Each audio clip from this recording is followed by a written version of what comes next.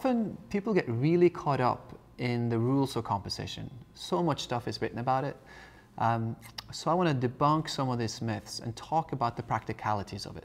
For me, there's two things with composition. One, it's to create depth, or the sense of depth, in a two-dimensional surface. That's what an image is. And for it to be successful, it got to have a sense of three-dimensionality, leading the eye into the picture. That's one purpose. The second is to trap the viewer's eye within the frame so that it goes from one element to the second to the third and then back again, so that it tells a story between elements. So that's truly the heart of it. And we can then look at the things that help us achieve that. The classic way to create depth into a photograph are the bowling alley lines. You shoot down a road, you shoot down train tracks, anything that lead the eye in there. But it doesn't have to be that. It can just be a secondary element in the frame that sits behind the primary element. My favorite tool in all this, going past sort of the grid, is using a sense of triangle. This achieves both of these two things that is important when it comes to composition. And we're going to look at a few of these examples that I pulled up. Painters are just extraordinary in creating triangles within a frame. And they're so intentional about it.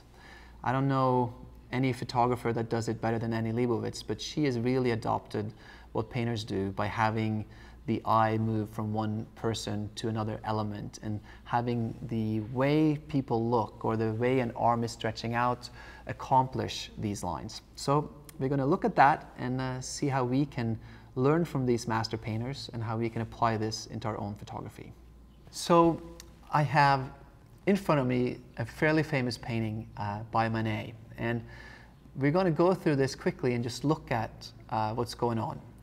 The depth here is accomplished by having foreground people and background person. By that, you have instantly created a sense of depth and the illusion of it being something going on in the background of the photograph. Then there's the compositional elements of triangles, which it's happening over and over and over again within this photograph. And I'm going to point out a few so that we get a sense of what this is. So there's more than 4 triangles in this, but let me just point out the obvious ones. Here, starting at our hero couple, traveling from them into the corner where they have all their clothing, and then traveling up in this opposite corner and back up again to the main guy. Now, it doesn't seem so obvious here, but let me turn this off for a minute. You see how this cane is deliberately moving from the corner of the photograph, following the knee, the hand, and up into this gentleman's head.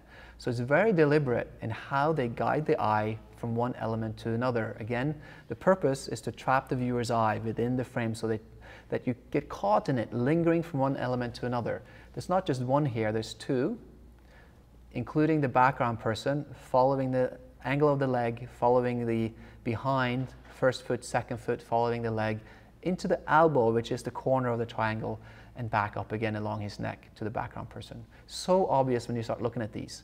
There's smaller ones here within the couple and another one within the couple. So again, if you look at this triangle that's there now, it's really applied to just the female figure. So if you shoot nudes or if you shoot portraits, this is truly for you too. It's not just within elements within a photograph, but also within body language and shapes within one person.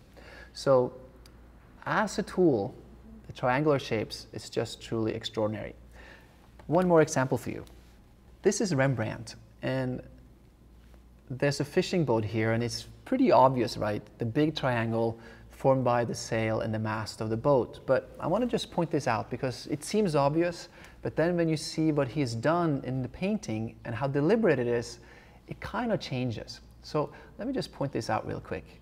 See this oar here, and these lines that starts forming into the frame, you realize that yes, there's triangles here, but they're very deliberate.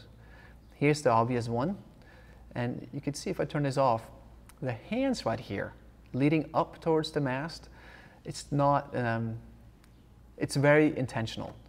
I'm going to turn on the second one, smaller triangles sitting between the people. Again, hands leading up into this eye and then up to this person again. And a third one in the back of the boat. Again, super, super deliberate, creating small little stories within the frame so that your eye gets trapped, going from one person, being led to another, being led to a third element. It's the most effective tool when it comes to composition, and it takes actually the, I feel, the intention of the image away from where in the frame it sits. It doesn't have to be the rule of thirds, it doesn't have to be the golden triangle, it doesn't have to be in a certain way. Just be mindful of the way that you arrange your elements within the photograph so that they lead from one to the other, and then suddenly you have a composition that feels good. I think it's more about being mindful of arranging the elements you have to work with rather than being, oh, it's going to sit in this and that place within the frame. So that's what I would encourage you to do. Just be mindful of how the elements play off each other rather than putting them exactly in one space within the frame. So we're going to look at a couple of the images that we have done for this tutorial and how it has manifested itself in triangles and depth for a few of these pictures. The one that I have in front of me is the train image. The obvious element that creates depth to this, leading the eye into the photograph, is the tree line that starts big and then gets smaller and smaller and smaller, and also the train tracks that swing into the frame and leads your eye back into it. What's fascinating to me in this is that the train line connects with the people that stands on the train. So your eye, it's not a triangular composition, but the eye, let me draw this out for you, starts here, follow the train tracks in, and leads your eye straight back into the people. It's almost a triangular sort of composition, but it's more about leading the eye into the frame and then connecting back again to our hero people. A few triangles. Obviously, when you have a big dress with someone that stands and the dress comes out, you have a triangular composition right there. With us flying it out into the wind, it enhances that. Triangular composition leading the eye from her, through her hair down to her dress, following the legs into the guy and his body language and the shape of the cart, leading back again to our talent. And the bigger one. These grass elements were not here initially, and in the retouch I'll show you me putting these in and why. And the big reason is to give a composition that would help lead the eye between elements. The second image from our shoot that I want to show you that work with these triangles is this car crash image. The obvious one here is looking at our girl, which is the hero, to the brightest part in the photograph, which is the headlight. Now we also used color quite deliberately in this picture, and the brightest color is her pant leg coming out of the car underneath the door. This creates our first triangle. Second one is a little larger, following the eyesight of the girl through the headlights to the edge of the corner of the frame, and then following the rocks to the rock, and then to these sticks in the water, and then again following the leg up to her face. So arranging elements and trapping the eye is so important, I find, to photography. It's underutilized for sure, and I hope that this little tutorial here will help you be more conscious of how you can organize the elements that you have within the photograph in a manner that traps the eye.